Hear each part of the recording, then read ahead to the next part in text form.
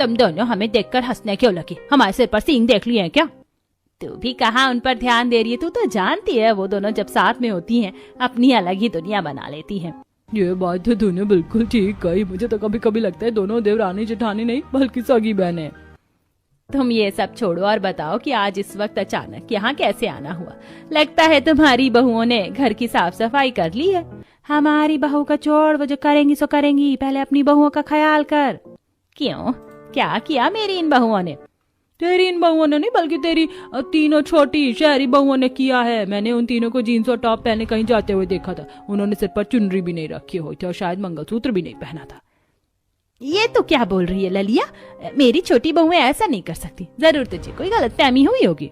हाँ, मुझे कोई गलतफहमी नहीं हुई। फूली और वंदना ने भी उन्हें देखा था। हाँ कांता, वो तीनों बड़ी जल्दी में थी। मैंने उन्हें आवाज भी लगाई लेकिन उन्होंने अनसुना कर दिया।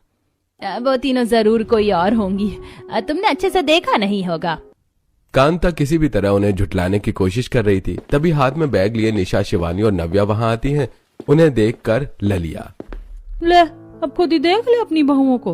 हम जब से बोले जा रहे थे और तू मानने को तैयार नहीं थी। अब तो यकीन हुआ तुझे हमारी बातों पर? ललिया की बातों का कांता के पास कोई जवाब नहीं था। वो चुपचाप उसकी बातें सुनती रहती है।